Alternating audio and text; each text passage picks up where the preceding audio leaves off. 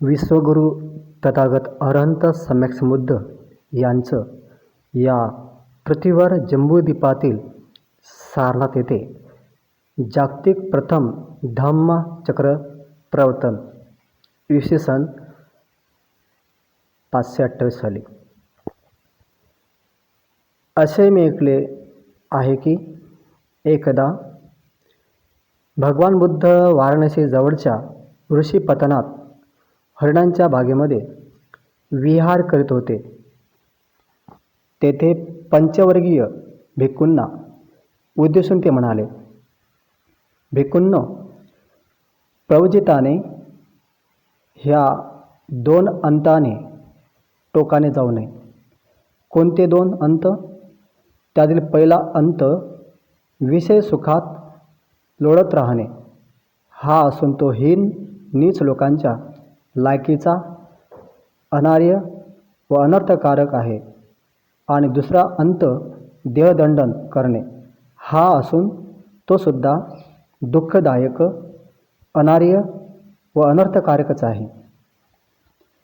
भिक्खूंनी ह्या दोन अंतातील कोणताही अंत न स्वीकारता तथागताने एक असा मध्यम मार्ग शोधून काढला आहे की जो दृष्टीदायक व ज्ञानदायक असून उपशमाला, शांततेला, दिव्यज्ञानाला, संबोधाला आणि निर्वाणाला पोचविणारा आहे.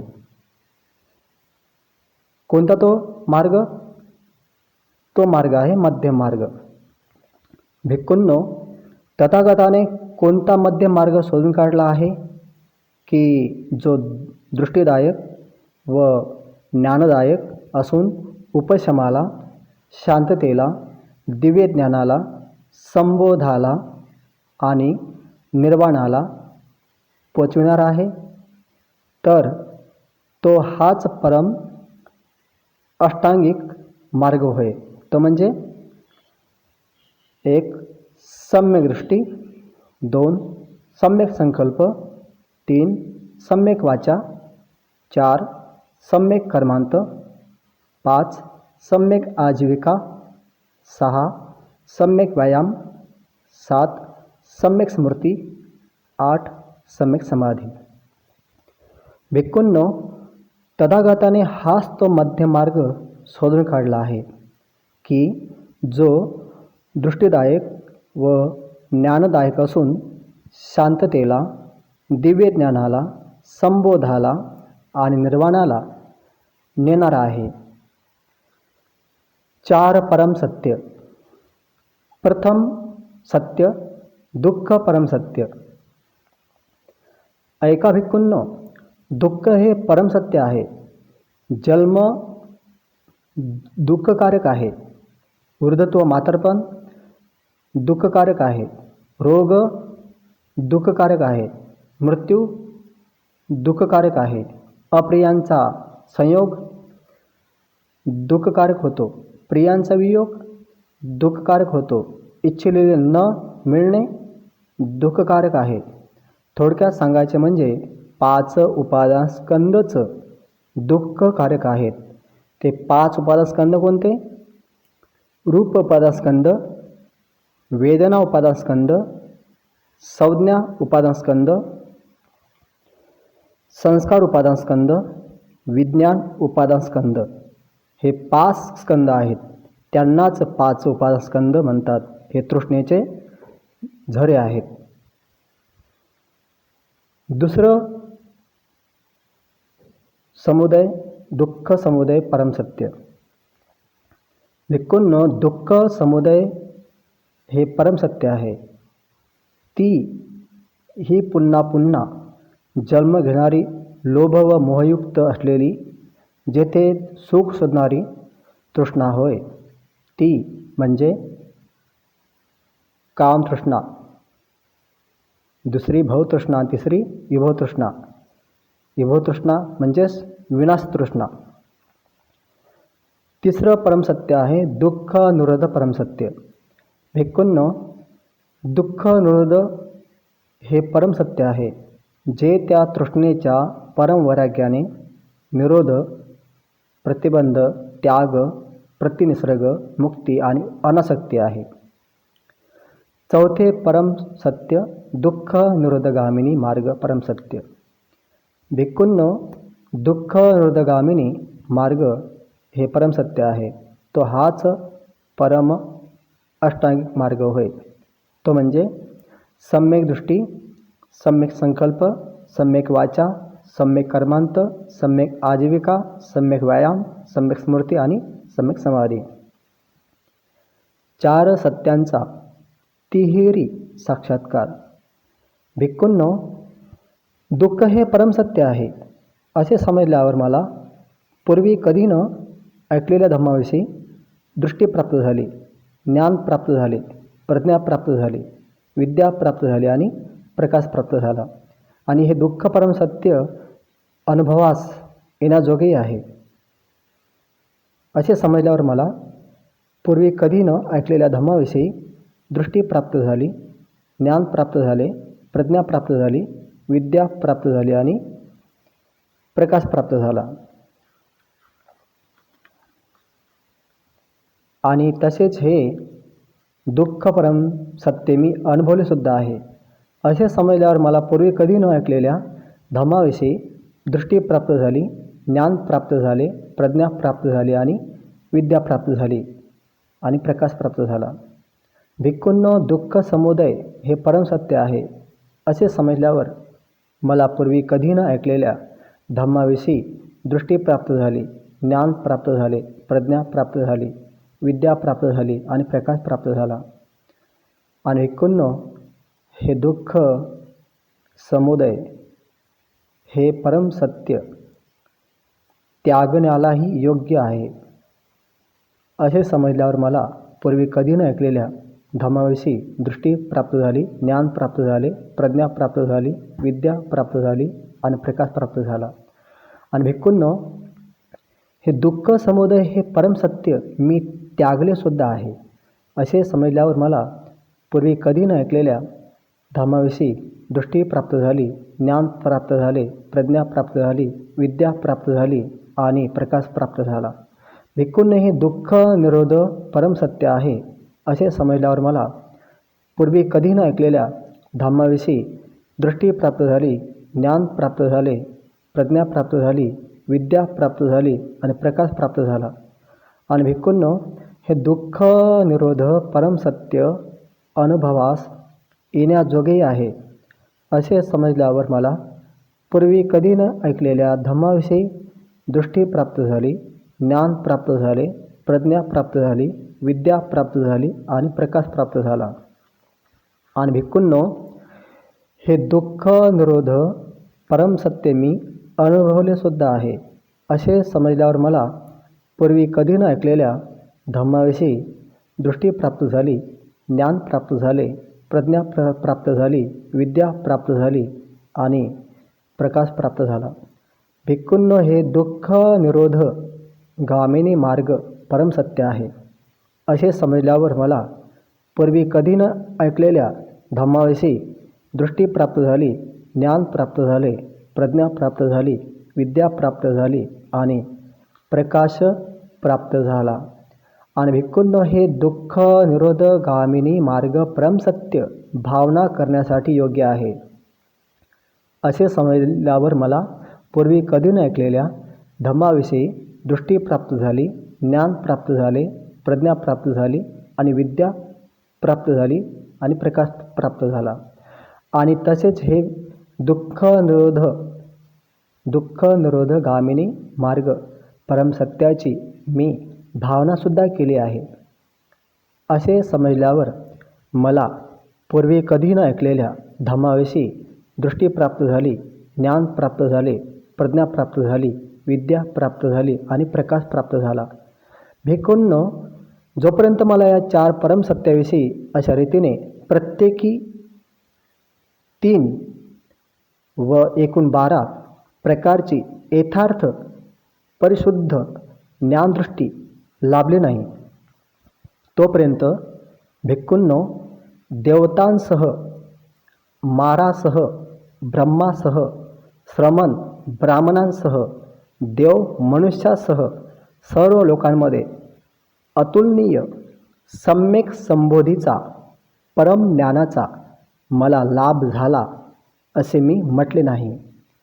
पण भिक्खूंनो, ज्यावेळी मला या 4 परमसत्याविषयी अशा रीतीने प्रत्येकी 3 व एकूण 12 प्रकारची यथार्थ परिशुद्ध ज्ञानदृष्टी लाभली, तेव्हाच भिक्खूंनो, देवतासह, मारासह, ब्रह्मासह, श्रमण ब्राह्मणांसह, देव मनुष्यासह सर्व लोकांमध्ये अतुलनीय सम्यक संबोधीचा परमज्ञानाचा मला लाभ झाला अशी माझी खात्री, मला ज्ञानदृष्टी उत्पन्न झाली. माझ्या चित्ताची विमुक्ती अढळ आहे. हा माझा शेवटचा जन्म आहे आणि आता मला पुन्हा जन्म घ्यावा लागणार नाही असे मी जाणले. भगवान तथागत सम्यक समबुद्धांनी असे धम्म भाषण केले आणि संतुष्ट होऊन त्या पंचवर्गीय भिक्खूंनी भगवंताच्या धम्मभाषणाचे अभिनंदन केले. पुढे धम्म साक्षात्कार हे धम्मभाषण ऐकल्यावर आयुष्यमान कौंडिन्याला जे काही उत्पन्न होणारे आहे ते सर्व नाश होणारे आहे अशी परिशुद्ध निर्मळ धम्मदृष्टी उत्पन्न झाली. याप्रमाणे भगवान बुद्धांनी धम्मचक्र प्रवर्तित केल्यावर भूमीवर राहणाऱ्या देवांनी आवाज उठविली की भगवान बुद्धांनी वाराणसी जवळील ऋषीपतनात हरणांच्या बागेमध्ये असे अनुपम धम्मचक्र प्रवर्तित केले की जे यापूर्वी श्रमण ब्राह्मण देवता मार ब्रह्मा किंवा दुसऱ्या कोणत्याही व्यक्तीने या जगामध्ये प्रवर्तित केलेलं नाही. भूमीवर राहणाऱ्या देवांचा आवाज ऐकून चातुर्माराजिक देवांनी आवाज उठविला की भगवान बुद्धाने वाराणसी जवळील ऋषीपतनातील हरणांच्या बागेमध्ये असे अनुपम धम्मचक्र प्रवर्तित केले की जे यापूर्वी श्रमण ब्राह्मण देवता मार ब्रह्मा किंवा दुसऱ्या कोणत्याही व्यक्तीने या जगात प्रवर्तित केले नाही. चातुर्माराजिक देवांचा आवाज ऐकून त्रैत्रिश देवांनी आवाज उठविला की भगवान बुद्धाने वाराणसी जवळील ऋषीपतनातील हरणांच्या बागेमध्ये असे अनुपम धम्मचक्र प्रवर्तित केले की जे यापूर्वी श्रमण ब्राह्मण देवता मार ब्रह्मा किंवा दुसऱ्या कोणत्याही व्यक्तीने या जगात प्रवर्तित केले नाही.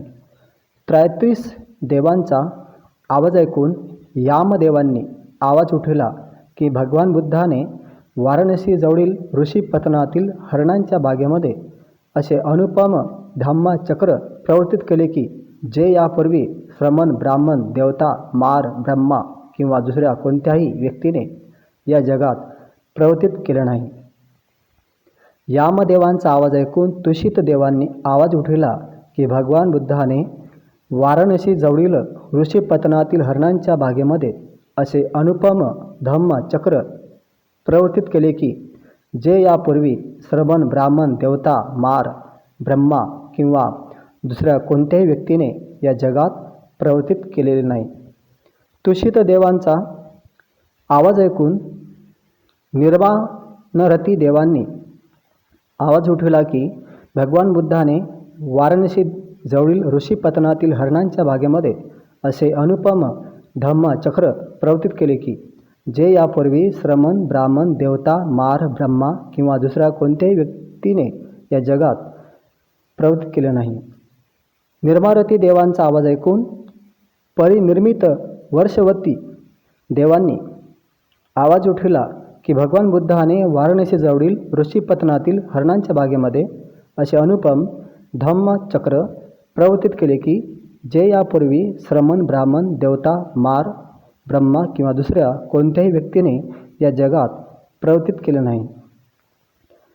परिनिर्मित वशवर्ती देवांचा आवाज ऐकून ब्रह्मपरिषद देवांनी आवाज उठविला की भगवान बुद्धाने वाराणसी जवळील ऋषीपतनातील हरणांच्या बागेमध्ये असे अनुपम धम्मचक्र प्रवर्तित केले की जे यापूर्वी सर्मन ब्राह्मण देवता मार ब्रह्मा किंवा दुसऱ्या कोणत्याही व्यक्तीने या जगात प्रवर्तित केले नाही.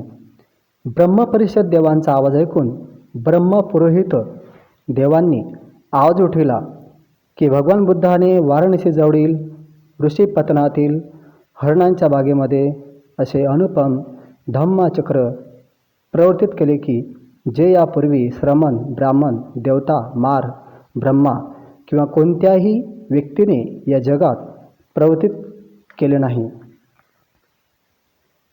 ब्रह्मपुरोहित देवांचा आवाज ऐकून महाब्रह्म देवांनी आवाज उठविला की भगवान बुद्धाने वाराणसी जवळील ऋषीपतनातील हरणांच्या बागेमध्ये असे अनुपम धम्मचक्र प्रवर्तित केले की जे यापूर्वी श्रमण ब्राह्मण देवता मार ब्रह्मा किंवा दुसऱ्या कोणत्याही व्यक्तीने या जगात प्रवर्तित केले नाही.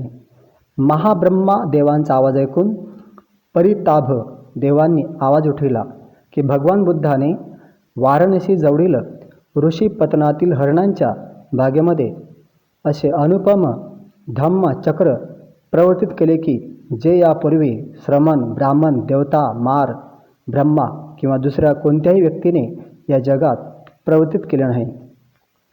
परिताभ देवांचा आवाज ऐकून अप्रमाणाभ देवांनी आवाज उठविला की भगवान बुद्धाने वाराणसी जवळील ऋषीपतनातील हरणांच्या बागेमध्ये असे अनुपम धम्मचक्र प्रवर्तित केले की जे यापूर्वी श्रमण ब्राह्मण देवता मार ब्रह्मा किंवा दुसऱ्या कोणत्याही व्यक्तीने या जगात प्रवर्तित केले नाही. अप्रमनाभ देवांचा आवाज ऐकून आभासोर देवांनी आवाज उठविला की भगवान बुद्धाने वाराणसी जवळील ऋषीपतनातील हरणांच्या बागेमध्ये अनुपम धम्मचक्र प्रवर्तित केले की जे यापूर्वी श्रमण ब्राह्मण देवता मार ब्रह्मा किंवा दुसऱ्या कोणत्याही व्यक्तीने या जगात प्रवर्तित केले नाही. आभास्वर देवांचा आवाज ऐकून परित्र शुभ देवांनी आवाज उठविला की भगवान बुद्धाने वाराणसी जवळील ऋषीपतनातील हरणांच्या बागेमध्ये असे अनुपम धम्मचक्र प्रवर्तित केले की जे यापूर्वी श्रमण ब्राह्मण देवता मार ब्रह्मा किंवा दुसऱ्या कोणत्याही व्यक्तीने या जगात प्रवर्तित केले नाही. परित्र शुभ देवांचा आवाज ऐकून अप्रमनाभ शुभ देवांनी आवाज उठविला की भगवान बुद्धाने वाराणसी जवळील ऋषीपतनातील हरणांच्या बागेमध्ये असे अनुपम धम्मचक्र प्रवर्तित केले की जे यापूर्वी श्रमण ब्राह्मण देवता मार ब्रह्मा किंवा दुसऱ्या कोणत्याही व्यक्तीने या जगात प्रवर्तित केले नाही. अप्रमाण शुभ देवांचा आवाज ऐकून शुभ कृष्ण देवांनी आवाज उठविला की भगवान बुद्धाने वाराणसी जवळील ऋषीपतनातील हरणांच्या बागेमध्ये असे अनुपम धम्मचक्र प्रवर्तित केले की जे यापूर्वी श्रमण ब्राह्मण देवता मार ब्रह्मा किंवा दुसऱ्या कोणत्याही व्यक्तीने या जगात प्रवर्तित केले नाही. शुभ कृष्ण देवांचा आवाज ऐकून बृहफल देवांनी आवाज उठविला की भगवान बुद्धाने वाराणसी जवळील ऋषीपतनातील हरणांच्या बागेमध्ये असे अनुपम धम्मचक्र प्रवर्तित केले की जे यापूर्वी श्रमण ब्राह्मण देवता मार ब्रह्मा किंवा दुसऱ्या कोणत्याही व्यक्तीने या जगात प्रवर्तित केले नाही. बृहफल देवांचा आवाज ऐकून अविह देवांनी आवाज उठविला की भगवान बुद्धाने वाराणसी जवळील ऋषीपतनातील हरणांच्या बागेमध्ये असे अनुपम धम्मचक्र प्रवर्तित केले की जे यापूर्वी श्रमण, ब्राह्मण, देवता, मार, ब्रह्मा किंवा दुसऱ्या कोणत्याही व्यक्तीने या जगात प्रवर्तित केले नाही. अविह देवांचा आवाज ऐकून अतप्य देवांनी आवाज उठविला की भगवान बुद्धाने वाराणसी जवळील ऋषी पतनातील हरिणांच्या बागेमध्ये असे अनुपम धम्मचक्र प्रवर्तित केले की जे यापूर्वी श्रमण, ब्राह्मण, देवता, मार, ब्रह्मा किंवा दुसऱ्या कोणत्याही व्यक्तीने या जगात प्रवर्तित केले नाही. अत्यप्य देवांचा आवाज ऐकून सुदर्श देवांनी आवाज उठविला की भगवान बुद्धाने वाराणसीजवळील ऋषी पतनातील हरणांच्या बागेमध्ये असे अनुपम धम्मचक्र प्रवर्तित केले की जे यापूर्वी श्रमण, ब्राह्मण, देवता, मार, ब्रह्मा किंवा दुसऱ्या कोणत्याही व्यक्तीने या जगात प्रवर्तित केले नाही. सुदर्श देवांचा आवाज ऐकून सुदर्शी देवांनी आवाज उठविला की भगवान बुद्धाने वाराणसीजवळील ऋषी पतनातील हरणांच्या बागेमध्ये असे अनुपम धम्मचक्र प्रवर्तित केले की जे यापूर्वी श्रमण, ब्राह्मण, देवता, मार, ब्रह्मा किंवा दुसऱ्या कोणत्याही व्यक्तीने या जगात प्रवर्तित केले नाही. आणि सुदर्शी देवांचा आवाज ऐकून अकनिष्क देवांनी आवाज उठविला की भगवान बुद्धाने वाराणसी जवळील ऋषी पतनातील हरणांच्या बागेमध्ये अनुपम धम्मचक्र प्रवर्तित केले की जे यापूर्वी श्रमण, ब्राह्मण, देवता, मार, ब्रह्मा किंवा दुसऱ्या कोणत्याही व्यक्तीने या जगात प्रवर्तित केले नाही. अशा प्रकारे त्याच वेळी, त्याच लयीत आणि त्या क्षणी हा आवाज ब्रह्मलोकांपर्यंत पोचला आणि ही 10,000 ब्रह्मांडे डगमगली, कंप पावली, डळमळू लागली. देवतांच्या तेजापेक्षा महान तेजायमान असा विशाल प्रकाश जगात उत्पन्न झाला. पुढे भगवंताचे उदान वचन. त्यावेळी भगवंताने वचन उच्चारले. आहा कौंडिन्याने जाणले. या कारणामुळे आयुष्यमान कौंडिन्याचे नाव अज्ञात कौंडिन्य असे पडले. अशा प्रकारे भगवंतांनी आषाढ पौर्णिमा, गुरुपौर्णिमा, वर्षावास प्रारंभ दिनामध्ये पावसाळी दिवसामध्ये भिक्खू संघाला धम्म उपदेश करत होते.